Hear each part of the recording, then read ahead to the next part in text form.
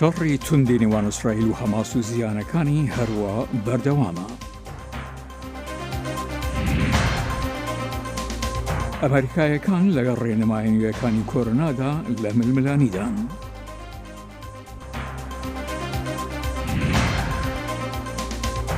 $1 میلیارد بۆ بەرەنگاربوونەوەی توندوتیژی دژ بە ژنان لە ئەمریکا.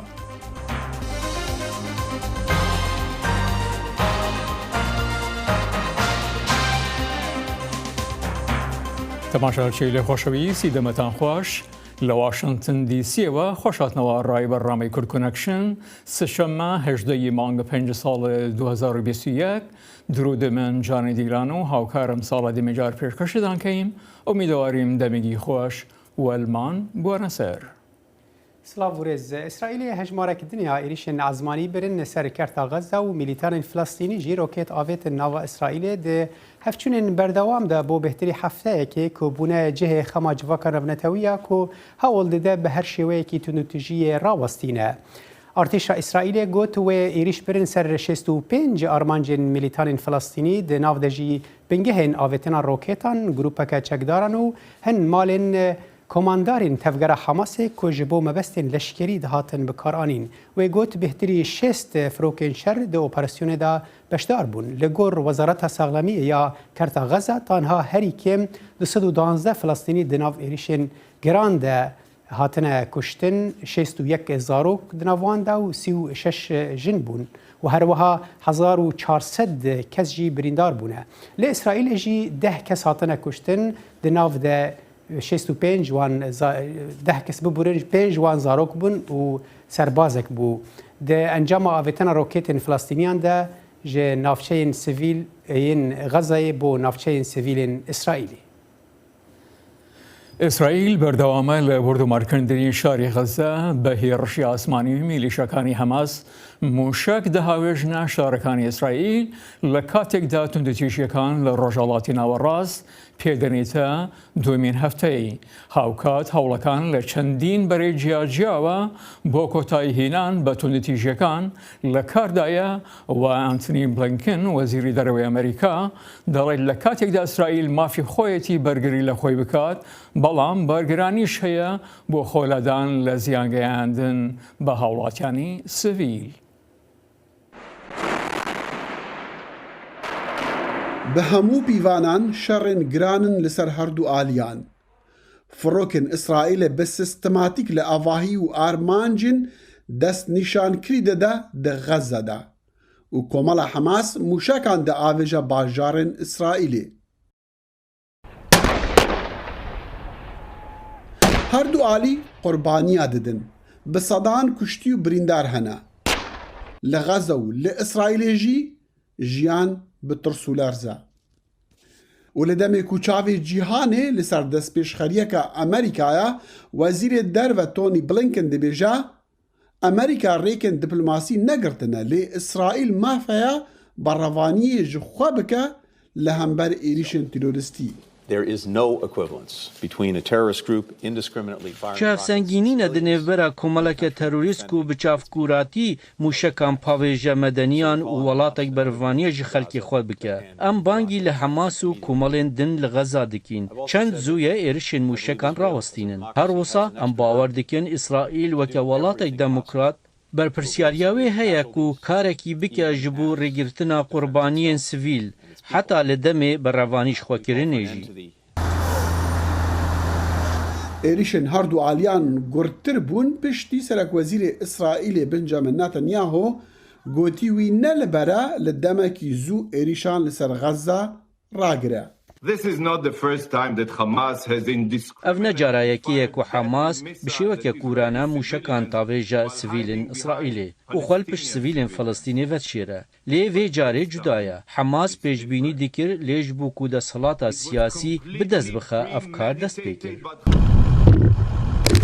Ji destpêka vê şerî ku xirabtirîn bi hevçûn tê hejmartin ji şerên havîna 2014 Hamas pêtir ji 3000 mûşekan arasteyî bajarên İsraîlê kirine û dibêje Serokwezîr Netanyahu أفشر هالكريا. هذا الإمعان من قبل حكومة نتنياهو بالتدمير اف اصرار جعالی حکومت نتانیاهو دویران کرن و کشتن و بریندار کرن سویلان زاروکان جن و پیران و رخاندن سازین آبوری و برجان دا همی تاوان شر دجی گل فلسطین و تاوان دجی مروفاتین. لواشنطن وكا قالك باجارن دين أمريكا وباجارن دين سرانسري جيهاني هفسوزن فلسطينيان دخازن بالا جيهاني راكشن سر درد السيفيلان جبو راوستاندنا زيانا إيريشن چكي قالك بيشكتين إسرائيلي. از هیوید که ما که هر مروکی خدا نوشتان به دلسوزی چالاکیان برسف بده امریکا جی دوید جفل رایدارن جیهانه بگرد. افخو پیشاندان لپیش کنگریسی امریکی بون که بدهان اندامن وی گرانی لسر حکمتا بایدن دانینا حتا کو کاری پی تی وی بکه جبو آگر بستا دمل دست. سروک امریکا جو بایدن ده تلفون کدا لگل سروک وزیر اسرائیل بنجامین نتانیاهو دو پات کر لسر پشتگیری اسرائیل ده بروانی خود الدجی ایریشن به جیاوازی روکت فلسطینیان لید همان دمیدا بانگل اسرائیل کرد که سیویلین به گناه بپاریزه. جواکان نفتوی و دسری دا امریکا دکارن چه بکن جبو راوستانا ویشری و دیتنا چارسریه که هر دو آلیان جی رازی بکه. جبو شیروکرنا و مجارین ها بریا سکایپ لیکولرا اولکاریا نفتوی رزار شکریه برادوس جور جو واشنطن پایتخت بمرایه دم باش شکریه خان تلویزی برای ویشری که بهتری هفته که دست بکری لکویه و چه نشان هنه که نیزی وره راوستاندن؟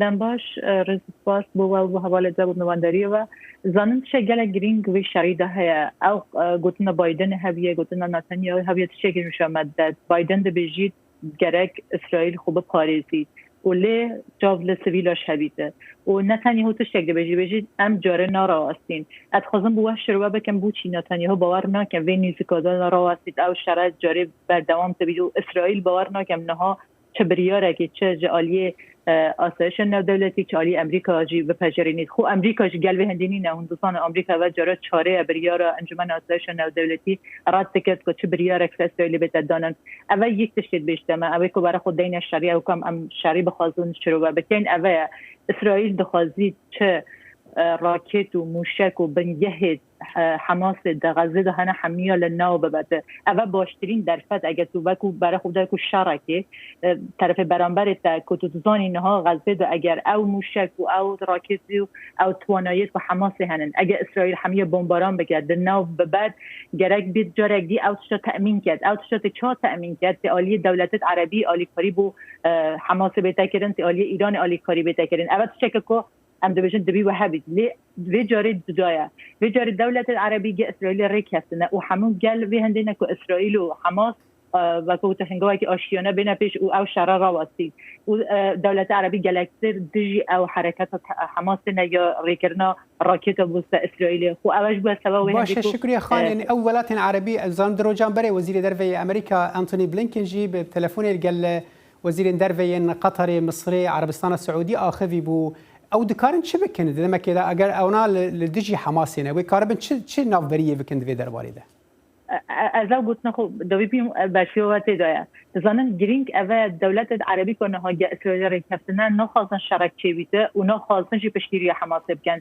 جبیر نکن دولت عربی تنینین اکثر روشالات ناوین ایران جیه که پشتیری که توال حماس کن اصلا دولت عربی طیبه سعودی او نه گلکتر حماس وکو اکثر که بند دست ایران یان حزب الله حماس او نه وکو اکثر ایران بینه جبر دجی به حزبون حماس نه نتنه وکو سلاح بو نارکن یارمتی لوجستیکی با حماس نارکن پشتی او رکسنه اسرائیل شبیه که اول توخته تبی که زحمت عالی کاری بتشاندن عالی ایرانش چون که امزانن پشتی اکونومی ایرانی هاتیه رو خواندن پشتی واسه که ایران جاران پشتگیری حماس و حزب الله هزید دید که نشد واسه و حبو عالی کاری بشینید با حماس و با حزب الله وانا جبر اسرائیل اوه باش تزانید و دشاری دا اگر استراتژی تا که باش نبید اوه که تو بزانید دجمنی تا هزای چه دایه او تشتكوا انه شعر انه شيء بو اسرائيل درفتك که بزنید هزا حماس چنده او هزا چات ناو ببته و دزانی چون که او هزا وقتی در ناو داد چی ریک یک دی چنین او هزا بیت خونوت بکته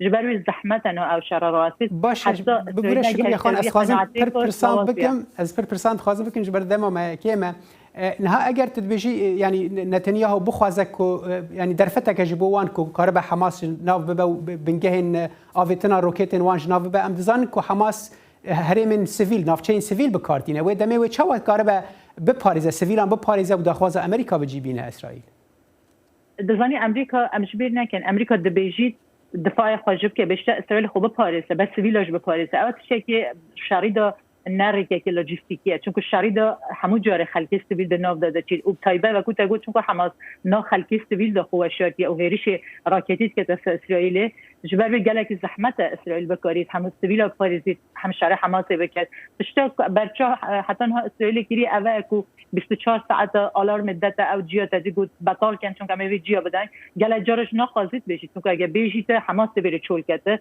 اون زانن دوی شهر چی بوی گل سرکده حماس هات نکشتن او دست کفته که با اسرائیلی باوری من از که حماس دست بگیری آلیه شهری دست برای خودم نه آلیه مافم روایان به سیویل وان از بس برای خودم جهه شهری خلطی که مازنه تو بخواد شهری گهیزه که دست بگی که تو بزانی هزات ناب دا بچید اول تشکر تو نه انجام که بخواد بو فلسطینی بود که چهار سر کردن که فلسطین و اسرائیل ناتبش اول نگیته باشه درباره چهار سر کردن شکریه خان ببوره جواکا نو نتوید سری واندجی امریکا دکارن دست پیش خریه که چاو بکن که هر دو آلیان راضی بکن و وی شری راوستنو و پرسکری که به آوایی که یعنی جبنی و چهار سر بکن یعنی دست پیش خریه که چاو دکاره به پیشکش کردن گور خواندن بزنی گرکن برای خودن آی امریکا آماده چهار سریه که با اسرائیل بچا بگیرید بو پروبلم بین اسرائیل و فلسطین آی امریکا نهاد خازی راوستینید وكم من قلت انها لجنه اولهيه انه دولتي دخازه برياره و جاره چاريت خازي برياره سر درخينيت او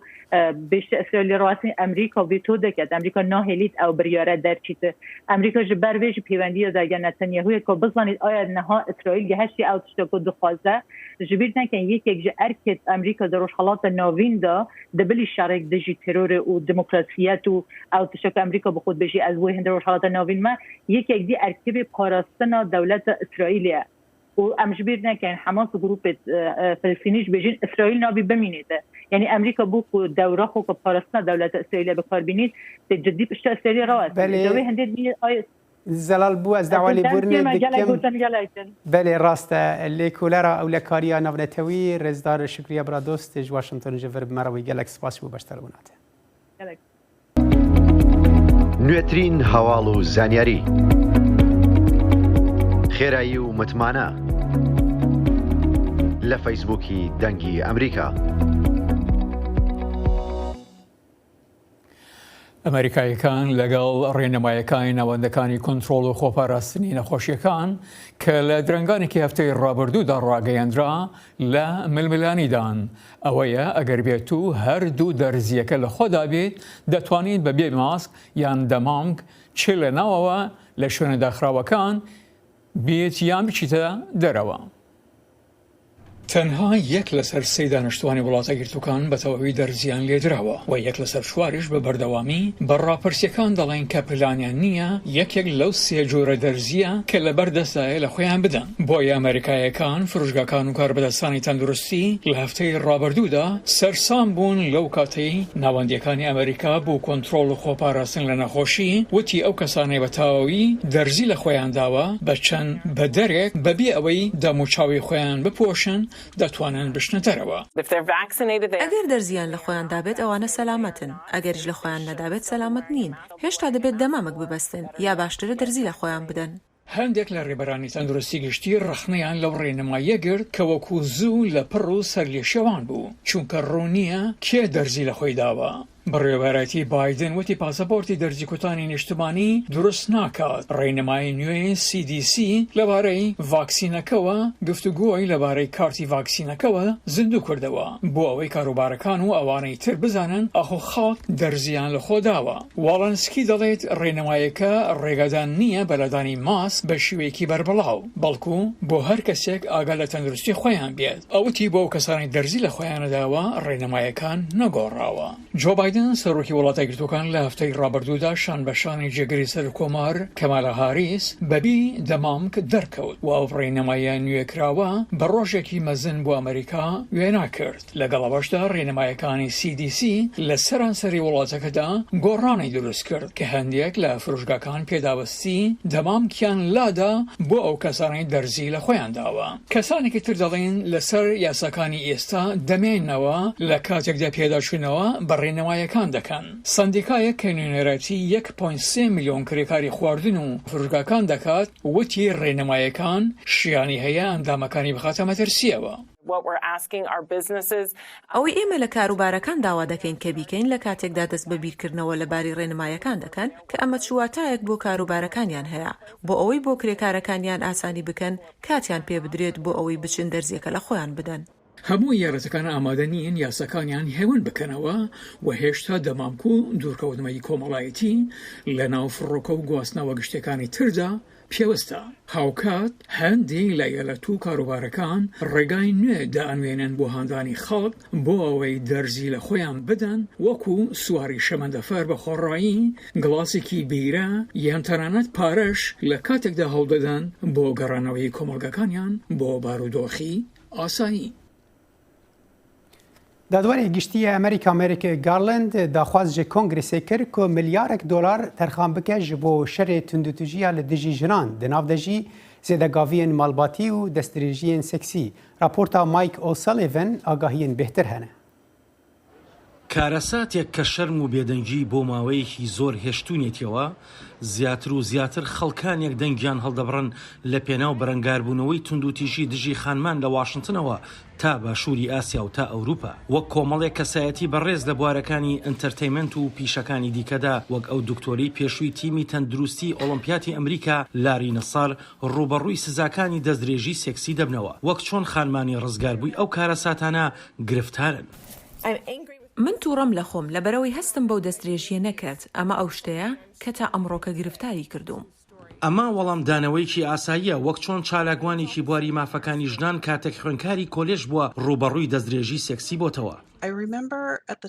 بیری دەکەوێتەوە لەو کاتەدا هەستم بۆ دەکرد ئایا ئەوەی ڕوویداوە تاوانە یان نا. لەو باوەڕدام ئەو وەڵامدانەوەیە وەڵامێکی بربڵاوی ئەو ژنە ڕزگاربووانە بوو بەڵام توندوتیژی دژی ژنان شتێکی ئاسایی بوو. بازرگانیکردن بە گەنجانێکەوە کە قوربانین کاری لەشفرۆشی یان فیلمی سێکسی هەندێک جار لە ڕێی کەسە نزیکەکانیانەوە ئەم کارەیان پێدەکرێت یان بە شێوەیەکی زیاتر لە ڕێی گروپە چەتەکانی سەرشەقامەکانەوە بەکاردەهێنرێن. ئەوانە دووچاری دەستدرێژی سێکسی بە کۆمەڵ دەبنەوە دووچاری لێدانێک دەبنەوە کە باوەڕ ناکرێت دووچاری مادە هۆشبەرەکان دەبنەوە دەیان بەستنەوە بە قەڕەوێڵە و دەیان خەنە ناو قەفەسەوە. هەندێک جار دووچاری تێوەگلان دەبن لە تاوانگەلی گەورەدا وەک تەقەکردن و دزیکردن. دەستدرێژیکاران کاریگەریکی دەرونی دەخەنە سەر قوربانیەکانیان وەک ئەوانەی کە لە بواری تۆڕی کارەسادا کار دەکەن ناویان لێناوە. ئەو دەڵێت وەک چۆن یەکێک لە ڕزگاربووەکانی بازرگانیکردنی سێکسی ماڵان هاوکاری ڕزگاربووەکانی دیکە دەکات و دەڵێت بهێنە بەرچاوی خۆت تۆڕەکە بە کچێکی تەمە 12 ساڵ یا کچێکی تەمە 13 ساڵ دەستی پێکرد ئیتر بەردەوام بوو تا زۆربەی کاتەکانی ژیانیان ڕۆژانە ڕوخساری جیاواز دەهاتنە ناو کایەوە و هاوبەند بوون پێیانەوە. توێژینەوەیکی نێودەوڵەتی دەڵێت نزیکەی نیوەی ئەو گەنجانی کە بوونەتە قوربانی بازرگانیکردن بە مرۆڤەوە لەلایەن ئەندامانی خودی خێزانەکانی خۆیانەوە بازرگانیان پێوە دەکرێت. تۆ تەنها ئەوە دەبینیت کە سیستەمەکە بە شێوازگەلێکی بێشومار شکست دەهێنێت بە ئەندازەیەک ئەو منداڵانە لە کۆتاییدا ئەندامانی خودی خێزانەکانی خۆیان بازرگانیان پێوە دەکەن دوجار لە چاودێری کۆمەڵایەتی خۆیان دەبینەوە دواتر هەڵدێن و لە شەقامەکان دەگیرسێنەوە. لە کاتێکدا زیانبەرکەوتوانی بازرگانیکردن بە مرۆڤەوە یان زیانبەرکەوتوانی توندوتیژی خێزانی ئەو خانمە ڕزگاربووانە پێویستیان بە هاوکاریکی سەرتاباگیر هەیە وەک چۆن کارمەندێکی کاری خێرخوازی کە سەرپەرشتیاری گواستنەوەی ژنانی موسڵمان و ئەوانی دیکە دەکات بۆ شوێنی نیشتەجێبوونی کاتی دەڵێت زۆربەی کات بەڕادەیەک ئەو ژنانە بەدیل دەگیرێن داهاتی دارایی خۆیان نییە خاوەنی توانست و کارامەیی نین کە بتوانرێت دابمەزرێن. هەندێک لە ژنان و کیژۆڵە نەوجەوانەکان کە کاری بازرگانیان پێوە دەکرێت کاری لەشفرۆشی و فیلمە سێکسیەکان سەرنجیان دەبات یان گرفتار دەبن لەم شوێن بۆ ئەو شوێنی بێلانەکان. کارێکی سەختە کاتێک خانمێکت هەیە کە ژیانێکی هاوسەری خراپی بەجێ هێشتووە و لە هەوڵی ئەوەدایە ژیانێکی باشتر بۆ خۆی و مناڵەکانی دەستەبەر بکات بەڵام ڕۆژانە لە شەڵتەرەکە ڕوبەڕووی کەسێک دەبێتەوە کە مادە هۆشبەرەکان بەکاردەهێنێت یا کحول دەخواتەوە یا ڕوبەڕووی کەسانێک دەبێتەوە کە گرفتاری نەخۆشی دەرونی و عەقڵین. چی دەخوازێت ئەوان دەڵێن شوێنی شتەجێبوونی درێژماوە و خوێندن و پەروەردە و پشتیوانی سۆس ئامێز دەخوازێت بۆ گەیشتن بەم خواستە ئەوان دەڵێن کۆمەکی زیاتری حکومەت گرفتەکە چارەسەر ناکات بەڵام یارمەتی دەردەبێت. واشنگتن دی سی دەست بە بەڕنامەیەکی نوێ بە ناوی بەلامەکانی سانس کردووە کە بەشێکە لە بەڕنامەیەکی نوێ بۆ پاکردنەوەی ڕووباری ئەناکۆستیا دروستکراوە. ڕووبارەکە بەناو بەشێک لە پایتەختی ئەمریکادا دەڕوات. شەمیە سەری سوبێ زێدەباری بارانبارین و سەقایەکی سار خەلکین دڵخواش بوو پاقشکردنا ڕووباری ئەناکۆستیا لە واشنگتن دەرکەت بوون. Ez li vê herêmê dijîm li sala borî demê pendemiyê da min gelek wextê xwe bi dîtina cihên herêma Kingman Island veborand. Lê mixabin gelek gilêşet rûybarî da hey.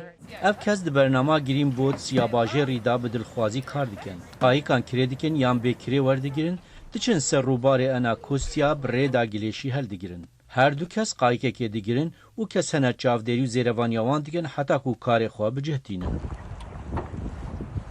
ما آلاوین بنگهیم بو هلاندنا گلیشی هنه هوسا ام هن آلاوین راکرنا گلیشی هر وها توراجی پیدا دکین لی خلق حول ددت همی جورین گلیشی جاوه در بینن ام داخواز جوان دکین پیشی بلانسا خورا گرن پشتی دست براکرنا گلیشی بکن پرانیا گلیشی لسرخین روباری هیا لی نممکنه مرو بکاریتن بپیام بگهیتوان جهان جبرویه که ریوبریا جنگه واشنگتن قایق آماده کرنه بو کم کرنا گلیشی لی فکر وی برنامج در و گهشتیا امریکا.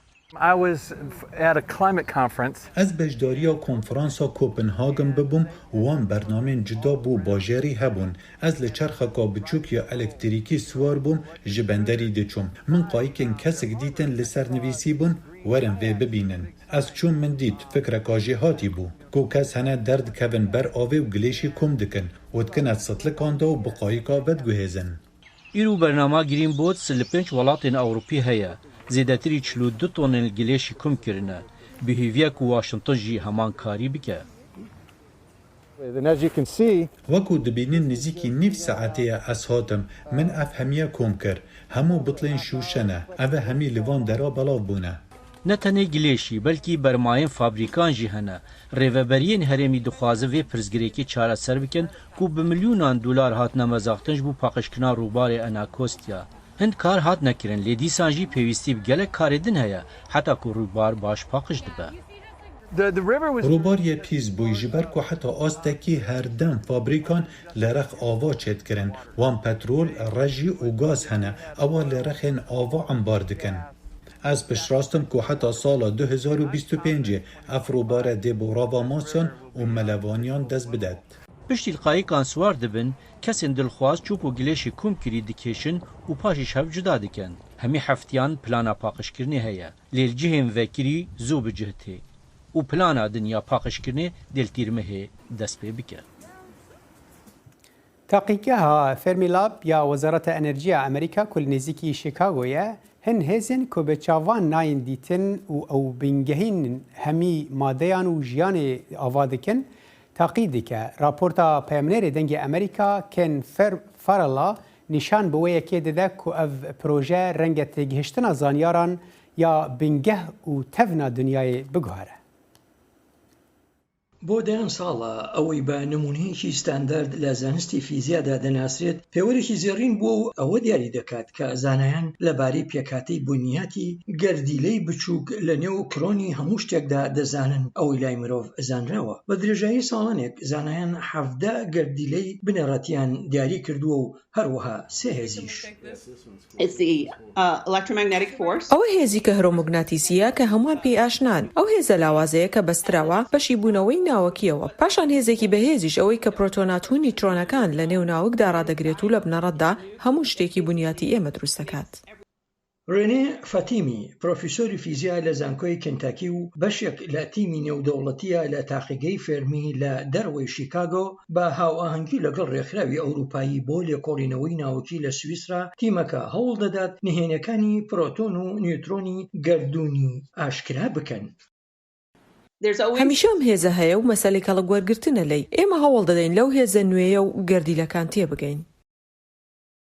تاقیکردنەوەیەک لە تاقیگەی فەرمی بە مەبەستی سوودوەرگرتنە لە شتێکی نەزانراو. گەردیلە ناجێگیرەکان بایەخێکی گرنگیان هەیە و یەکێکە لە 17 گەردیلەی هاوشێوەی ئەلکترۆنیک و ئەنجامی لاوکی تیشکەکانی گەردوونین. گەردیلە ناجێگیرەکان بەردەوام ڕووی زەوی دادەپۆشن. تاقیگەی فێرمی ڕێڕەوێکی بازنەیی موگناتیزی 14 مەتری بەکارهێنا بۆ لێکۆڵینەوە لەوەی کە چۆن گەردیلە ناجێگیرەکان بە ئاسماندا تێدەپەڕن. داتاکانی ملیارەها تاقیکردنەوە بەرهەڵستی بنەما بنەڕەتیەکانی نمونەی پێوەری دەکات ئەوەی بۆ چەندانەوەی زانایانی فیزیکە زانراوە.